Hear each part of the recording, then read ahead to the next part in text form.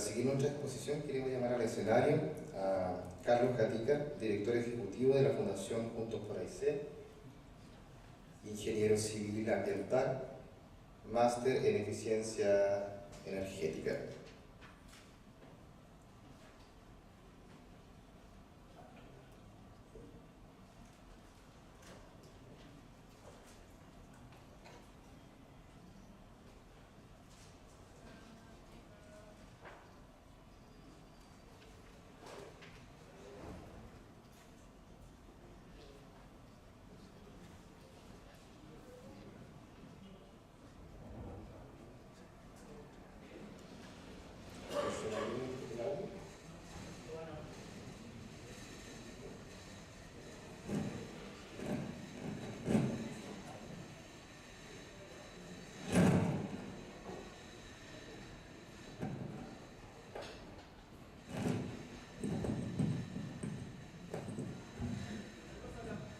Ahí sí.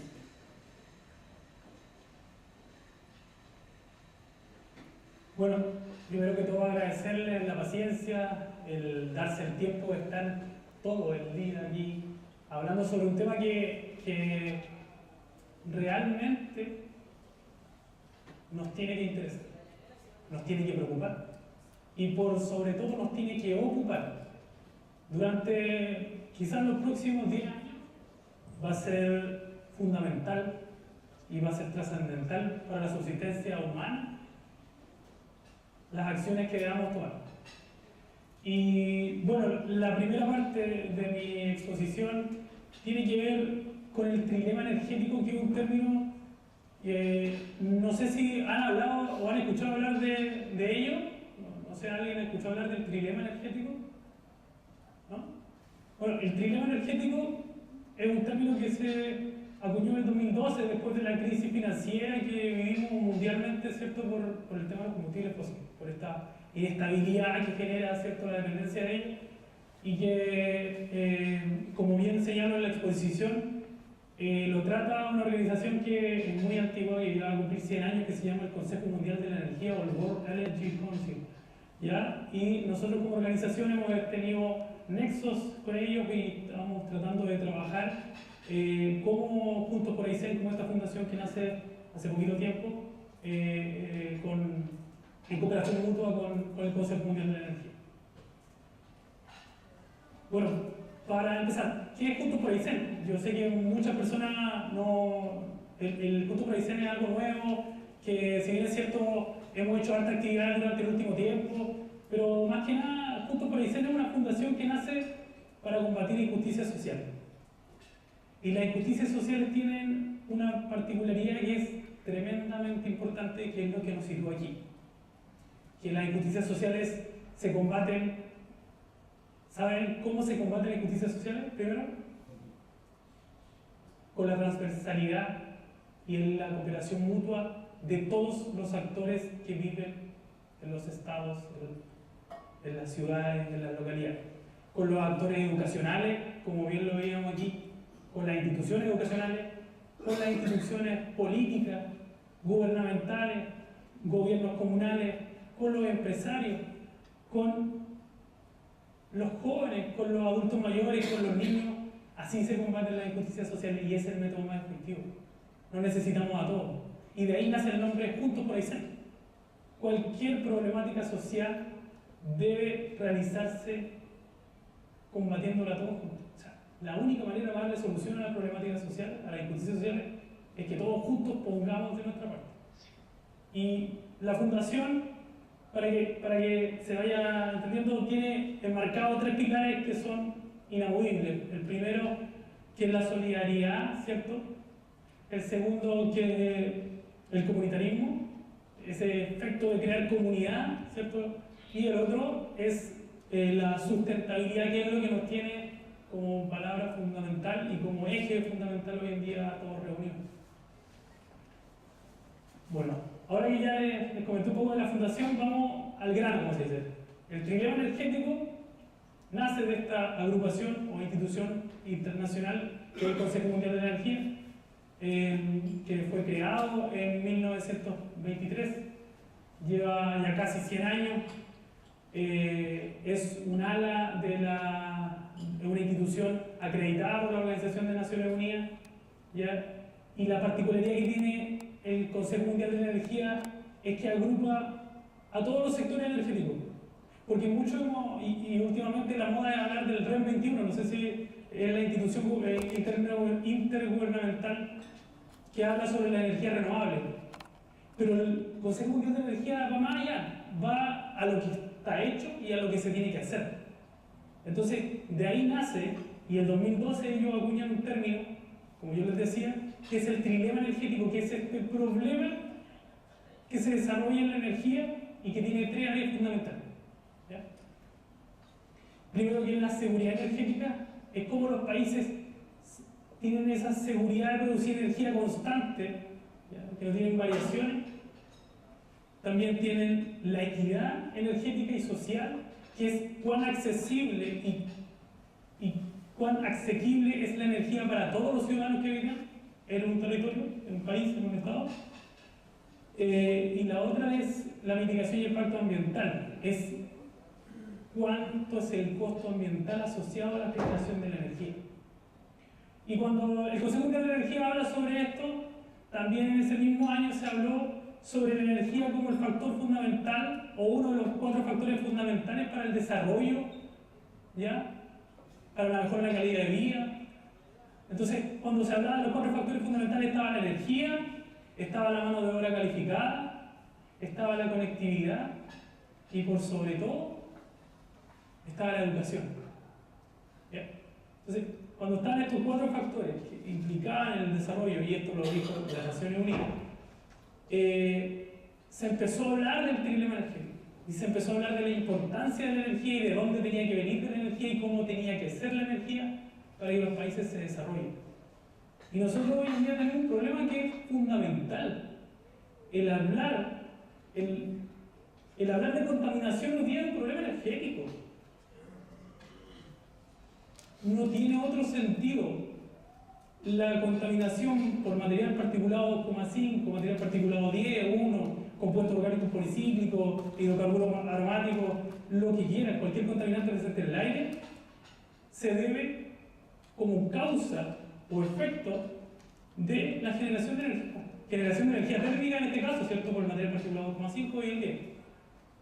Pero si tenemos óxidos de azufre, los óxidos de nitrógeno en el aire, es por generación de energía en transporte.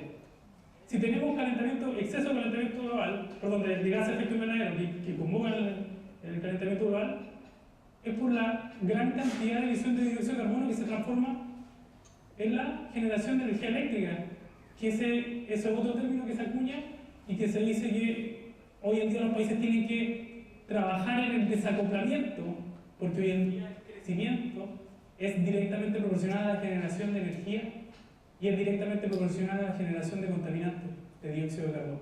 Y ese desacoplamiento entre la generación de energía y el dióxido de carbono es lo que tienen que romper. Algunos países ya lo han roto, sí. Dinamarca, Suecia, Alemania, Holanda, los países más desarrollados, pero hay otros que todavía siguen. Estados Unidos todavía no rompe y no se desacopla. Crece a medida que contamina. Lo mismo lo hace China. Entonces, es como para ir entendiendo un poco, ¿ya? Y aquí yo veo del trilema energético, ¿cierto? Hablábamos de la seguridad energética, de cuán seguro es el recurso energético, de la equidad, de cuán posible es que la persona o el ciudadano tenga acceso a la energía, pero también de el costo ambiental que tiene la energía. Y ahí vamos y decimos, oye, los ejemplos: Dinamarca, Suecia, Suiza, Holanda, Reino Unido y por supuesto Alemania, ¿cierto?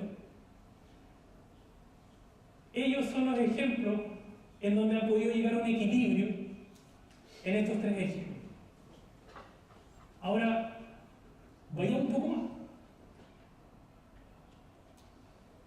Yo cuando hice esta presentación, primero y se me había olvidado al principio, pero quiero agradecer a don David Hidalgo, que es un experto en energía y es de acá, y él me ayudó a preparar también y ha sido mi mentor en estos últimos tiempos sobre el escenario energético actual de la región. ¿Ya? Yo lo que hice acá fue una compilación sobre material bibliográfico tanto del gobierno como de entidades gubernamentales, ¿ya? Y no gubernamentales, en donde se van a dar cuenta de lo aterrador que puede llegar a ser la problemática que estamos viviendo. Entonces, cuando yo voy y analizo el sistema energético de Chile, nos posiciona en el lugar número 36. No estamos tan mal. ¿Ya? Somos el segundo país de Latinoamérica mejor evaluado, el primero es Uruguay. Chile tiene un grave problema en cuanto al acceso, a la seguridad energética. Y eso se debe, primero, todos sabemos lo que pasó cuando nos cortaron la llave del gas en Argentina, ¿cierto? Y lo mal que quedamos como país y lo cuánto sufrimos al depender del gas. Y muchos dijimos ya, aquí vamos a cambiar la crisis y todo, pero resulta que nos pasamos del gas al petróleo, porque después del 2002 no fue el mayor cambio. Y resulta que cuando evalúan el trilema energético, dicen que Chile está muy mal evaluado en la seguridad, y claro, porque dependemos de combustibles fósiles. La dependencia de los combustibles fósiles, ¿qué genera? Genera inestabilidad. Y eso lo vivimos en 2012. Eso lo estamos viviendo, y en cualquier momento en que se desate cualquier crisis en otro país que sea nuestro proveedor de petróleo o de combustibles fósiles, vamos a sufrir. Entonces, cuando yo después analizo y digo, oye, ¿quién es el primero mejor evaluado de Latinoamérica? Se los dije recién. Uruguay. Y Uruguay, miren lo que viene. Yo sé que todos recuerdan en Uruguay la noticia que fue mundial, que Uruguay fue el primer país en tener su matriz 100% renovable, ¿se acuerdan? Que decían que Uruguay era productor y más del 99% de la producción de Uruguay de energía era en base a energía eólica. Ellos tienen la política de energía eólica mejor diseñada en Latinoamérica. Entonces, cuando uno evalúa Uruguay, y ahí igual también tienen el mismo problema que nosotros, la seguridad energética. Y la seguridad energética, ¿por qué también tiene esa variación? Porque los vientos y las masas de aire no son constantes. Los factores de planta de la energía eólica es variable, ¿ya? Y es bajo. Eso quiere decir que la seguridad no es tanta. Y por eso que ahí igual ellos decaen, si se fijan en este triángulo de aptitud, que seguridad energética es mucho menos. Y la accesibilidad también. Y Chile tiene muy buen resultado en accesibilidad. La gente, los ciudadanos, nosotros los chilenos, tenemos muy buen acceso a la energía. El problema es que esa energía proviene mucha de combustibles fósiles. Y ahí es donde hay otro tema interesante, porque todos hablan de diversificación de la matriz energética. Y de repente nos damos cuenta que hay una gran diferencia entre energía y energía eléctrica. Y cuando se habla de diversificación de matriz energética, cuando uno habla de matriz energética, habla de energía total, de energía tanto para el transporte, de energía tanto para climatización, de energía tanto para generación eléctrica. Entonces, por eso que uno de repente ve que hay variaciones, ¿ya? Y dice, oye, pero ¿por qué tanta dependencia de combustibles fósiles si resulta que tengo arte hidroeléctrico? No, porque el combustible fósil es lo que mueve Chile. El transporte de Chile depende en un 99,9% de combustible fósil. Y ese 1% debe ser el Metro Santiago. Lamentablemente. Entonces, cuando ocurre esto, y yo analizo mi país, y que lo tengo en el lugar número 36 y 35 de Uruguay, digo, aquí hay algo más. Entonces yo lo saqué todo, ahí sale sobre el reporte completo ya del trilema energético, que eso se evalúa todos los años, y este fue el del 2018. Entonces cuando voy más allá y digo, lo que les explicaba recién, fíjense lo que ocurre con la matriz energética. Yo esto lo saqué de la estrategia energética de un documento de gobierno. Todos los documentos que vienen de aquí hacia adelante son documentos de gobierno. ¿Ya? Si nos fijamos, ¿qué pasa? Que la matriz nacional depende un 57% de esto. de estos 4 combustibles, que son combustibles fósiles, ¿cierto? Diésel, gasolina, gas licuado, petróleo y queroseno. Y en un 13% lo tenemos por biomasa y un 22% de la electricidad. Esto de aquí, dicen, pero ¿por qué electricidad? Energía 22%. Y ahí es donde dice, claro, aquí está la diferencia entre energía y energía eléctrica. El concepto de energía es más amplio. Por eso que cuando uno habla de diversificación de matriz energética, lo que dicen, voy a diversificar la matriz energética, y hablan después, no, es que quiero que depender de la electricidad. Ahí no estamos diversificando la matriz energética, ahí no estamos, de hecho estamos dependiendo más de un solo combustible, que es la energía eléctrica, ¿cierto? Entonces, cuando yo analizo y digo 57% depende de combustibles fósiles y yo voy hacia lo regional, y lo regional, por favor, que miren que es distinto. El 57% depende del diésel. Acá el 57% dependía de una gama de combustibles fósiles. Y el 24% depende de biomasa. No, 13% acá, biomasa, allá 24%. Pero miren, acá es 13% lo nacional de biomasa y 22% de electricidad. ¿Se entiende? Biomasa es como más calefacción, ¿cierto? Todos entienden que va hacia allá, o quizás alguna generación por planta de biomasa, como Comasa en Lautaro, no sé si la ven, que es una planta de generación eléctrica a partir de biomasa. Entonces, y cuando analizo el escenario regional me doy cuenta que un 24% depende de generación de energía térmica, de energía, perdón, por biomasa, y un 5% de electricidad. Si yo me doy cuenta de mi matriz energética regional, depende, o sea, de la cantidad total de energía que produzco, que necesito en esta región, un 5% de energía eléctrica. Un 5%. Continuando, también les quiero mostrar. Esto es una gráfica, no se lo daría, pero esto es una gráfica del escenario actual de la matriz energética nacional, en donde esto que está acá es energía convencional de fuentes térmicas, ya las famosas termoeléctricas. Lo de acá es hidro y lo de acá es otra energía renovable, energía eólica, solar. Eso es lo que pasa en Chile. Fíjense, esta es la diversificación de la matriz. Fíjense ahora, si lo comparamos con el tercero en el ranking del trineo energético, de equilibrio energético. También acá tenemos, ¿cierto?, las reservas de combustibles fósiles. Miren, tienen un porcentaje importante, más del 50% que es hidro, también tienen otro porcentaje importante que es nuclear y el otro es renovable. Miren la cantidad de dependencia, por favor, de los combustibles fósiles. Y es por eso, si se fijan, que el no depender de combustibles fósiles genera seguridad energética. Ese es un término que tenemos que tener en cuenta. Cuando yo analizo y voy más allá y digo la percepción social, ¿qué quiere la gente? Cuando se hizo una encuesta acá, se le preguntó a la gente, ¿cuál creen ustedes que es el problema más grave que tiene que enfrentar la región? Primero que respondió, el 52% a primera instancia señala que es la contaminación. Claro, y segundo, perdón, los altos precios el primero, y el segundo problema que la ciudadanía asimila es la contaminación. O sea, primero los altos precios de la energía y segundo la contaminación. ¿La ciudadanía se da cuenta dónde está el problema? La ciudadanía sabe, por eso estamos aquí y por eso también hay un montón de gente afuera que está preocupada, pero no entiende cómo y cuándo y dónde se generan los cambios. Entonces, cuando yo voy más allá todavía y digo, y le preguntan a la gente, si tuvieran la posibilidad de cambiar de un sistema de calefacción, ¿ya?, que contamine menos pero que a la vez sea más caro, el 58% dice que no se va a cambiar si es más caro.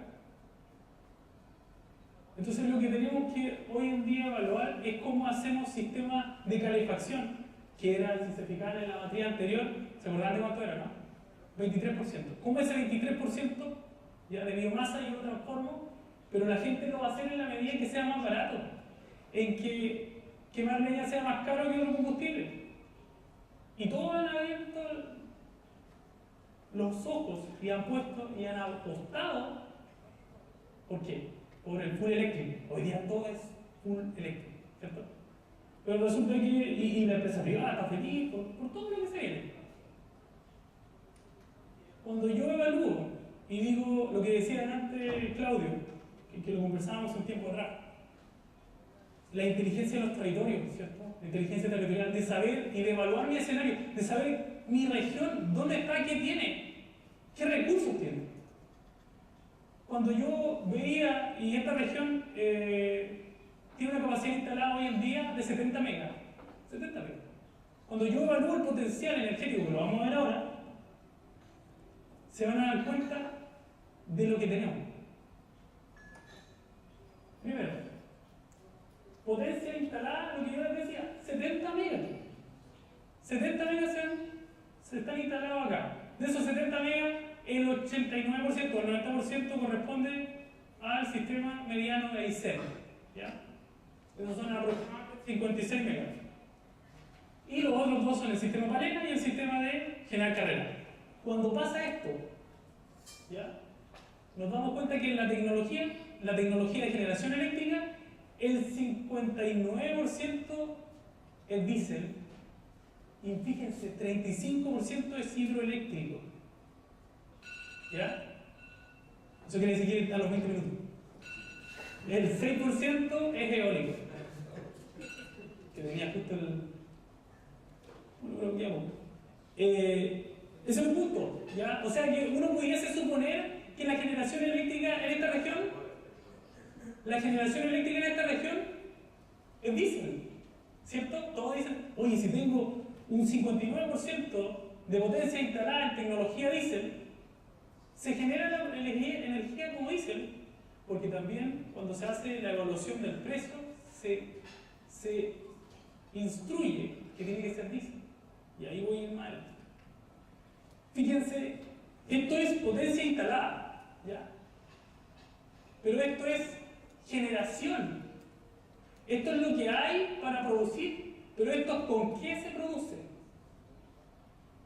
Cuando yo veo, fíjense, en 2014 un 71% de hidroelectricidad y un 25% en diésel. Cuando yo voy al 2015 un 60% de electricidad y un 36% en diésel. ¿Es consecuente con esto? Para nada. El 2015 sí, o sea, perdón, el 2016 sí, porque hubo una sequía, un problema ahí importante que hizo que el 51% sea diésel. Fue como lo más consecuente que hubo en esto. Pero miren, en el 2017 un 72% de hidroelectricidad, ¿ya? Y un 24% diésel. Estos son todos, como les digo, documentos de gobierno. Esta es la Estrategia Regional de la Energía. ¿Ya? Son documentos que yo los saqué de ahí, y no es que uno sea flojo, ¿eh? Estos son pantallazos de verdad, son recortes de los documentos para que crean realmente y para que vean realmente lo duro que va a ser ver más adelante lo que viene. Si esto es como, vamos creciendo así, lo más tarde que viene ahora. Cuando yo les decía la inteligencia de los territorios, oye, conozcamos nuestro territorio. Según los últimos estudios, nuestra región tiene un potencial hidroeléctrico de 6.800 megas. ¿Se acuerdan cuánto teníamos instalado en capacidad? 60. ¿Cierto? 69, 70 megas.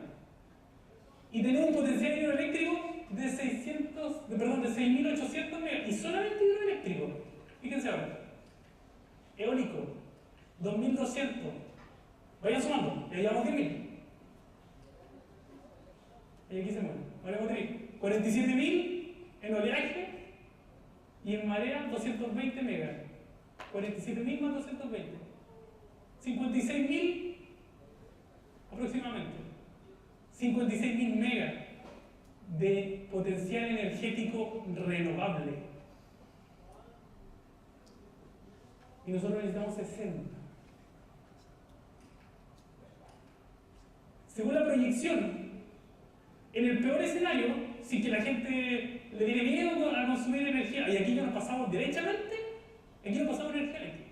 En el peor escenario, si la gente ya tiene miedo de consumir, anda pagando las polleras, el consumo y la tendencia al consumo son producir 150 megas al 2050 y son producir 300 megas en capacidad instalada al 2050, pero en el mejor escenario donde la gente venga todo eléctrico, 300 megas. Y tenemos un potencial de, les dije yo, 56.000. También recalcar que son, yo le había señalado que eran 5.800, si no me equivoco, en hidroelectricidad. Perdón, 6.800 ya. De esos 6.800, 1.000 están dentro del Sistema Nacional de Áreas Silvestres Protegidas. O sea, descuéntale los 5.800. Nos quedamos con 5.800. 1.000 menos. Para poder cumplir con la norma y la legislación ambiental vigente. Como les decía, en el peor caso va a necesitar 300 megas de potencia instalada. Cuando uno analiza lo nacional y decimos, oye, ¿sabes qué? Nuestro país, ¿cierto? Todos hemos escuchado del proyecto Valhalla, que el proyecto Valhalla es un ejemplo mundial de que se puede generar energía renovable, solar, estable. El proyecto Valhalla lo que hace es producir energía solar y el excedente lo inyecta a bombas para levantar el agua, y por diferencia de presiones, cuando no hay energía solar, el agua cae, ¿cierto? Y produce energía eléctrica de manera constante. Ese proyecto iba a ser el más grande del mundo. Chile hoy en día es el país latinoamericano, y si no si voy más lejos, es el país americano, el continente americano, que tiene mayor crecimiento y desarrollo en energía renovable. Fíjense ahora, en potencia neta de construcción, esto lo saqué de la Comisión Nacional de Energía, tenemos un 40% de la energía que se está instalando, el 40% es fotovoltaico, el 8% eólico y el 21% es hídrico. Ya lo otro, carbón 12%, gas natural 10% y diésel 5%. Diésel 5%. Y eso, por favor, veanlo. Porque ahora viene lo más triste de todo esto, que es el informe técnico con que se determina el valor de la energía de la Comisión Nacional de Energía, y que es con el que nos determina el valor a nosotros, los aiceninos. El informe técnico habla sobre los proyectos que se vienen para esta región, ¿ya? Sobre la capacidad. ¿Se acuerdan que antes les mostré que íbamos a necesitar 300 megas aproximadamente? ¿Cómo vamos a cubrir esa capacidad? Este es un pantallazo del informe. Esto que está aquí, lo voy a acercar. Aquí dice 2015-2017. Por favor, eso que dice ahí es diésel. Toda la capacidad que se quiere instalar en esta región, esto es el informe de la Comisión Nacional de Energía, es diésel. La renovación, tanto como la ampliación de capacidad, hoy en día está estimada en diésel. De verdad que es una vergüenza. Y esto es un informe de la Comisión Nacional de Energía. Toda la capacidad que se provee para esta región es diésel.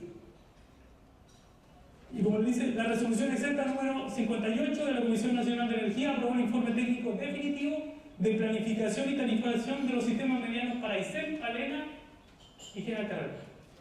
De ahí saqué ese documento. O sea, ese 5% que está aquí, yo creo que somos nosotros que contribuimos a esto. Debe ser de las pocas regiones que debe tener su única, que la inversión que está utilizando en generar energía es diésel. El factor de planta del diésel 0,85, el factor de planta hidráulico de esta región, y este es global, 0,85 global y 0,80 el factor de planta hidráulico. En esta región los ríos no son pluviales, no dependen de la lluvia. En esta región los ríos son glaciares, la mayoría del potencial hidroeléctrico. Eso quiere decir que el factor de planta es aún mayor. Va a ir bajando, es mayor que 0,85, pero va a ir bajando porque los de hielo y todo el derretimiento glacial va a hacer que esto ya no sea del 90% o del 98% como se estima. Ahora va a ser menor, pero aún así es mayor que 0,85. Y aquí es donde viene el por qué uno dice, pero ¿por qué estamos en diésel todavía? ¿Por qué toda la potencia que se está queriendo construir, ¿cierto? Toda la proyección que se está haciendo para esta región, que son esos 300 megas que uno evalúa, son en diésel? Porque diésel, la inversión en dólares por kilowatt, sí, bien digo, es de $1.300, fíjense, versus la hidroeléctrica que es 3.200. Entonces dicen, claro, la inversión es mayor. Pero vamos a un tema mayor, porque esa es la inversión que tienen que hacer, que quizás la va a hacer el Estado, que quizás la va a hacer ¿quién? El privado. La generación por diésel, cuando hacen esta evaluación del cálculo de precios, de la tarificación de la energía en la región, se establece en diésel. Esto es lo que les explicaba antes. ¿Por qué? Porque la energía de respaldo, que era ese 58%, es diésel. Producir en diésel cuesta eso, aproximadamente. Ya, lo saqué, esto es una modelación propia, la saqué a 400 pesos el litro de diésel, porque aquí todos sabemos que la empresa tiene otro valor y los impuestos es otro sistema, es más barato el diésel. A 400 pesos el diésel, a nosotros nos costaría 114 pesos el kilowatt hora. ¿Saben cuánto costaría producir la energía hidráulica? La mitad. Entonces, cuando yo veo y digo, la energía proyectada hacia esta región fue en diésel, porque lo hizo un documento público, como lo ven, yo lo saqué de un documento público de la Comisión Nacional de Energía, que dice que va a ser puro diésel, y yo digo, oye, si hidráulica cuesta eso, y eso que no quise sacar eólica, porque es más bajo todavía. Y ahí está la ecuación. Cuando pasa esto, yo digo, el problema es técnico, no tenemos la capacidad de producir energía renovable. ¿Cuánto les dije yo que había? 56.000 megas. Y nosotros, ¿cuánto necesitamos? 300. Al 2050, ¿cierto? Entonces el problema es técnico, tenemos la capacidad técnica para producir, tenemos la viabilidad técnica para producir energía renovable. A vender. De hecho, yo quería hacer eso. Un filtro, perfecto.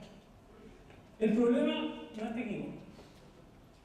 Tenemos un problema social, la gente no se da cuenta de lo que está pasando. Si antes vimos en la encuesta que la gente sabe que el precio de la energía es muy alto y que el segundo problema que ellos perciben es la contaminación y que la contaminación se debe a un problema energético, ¿es un problema social? No es un problema social. Entonces, gracias.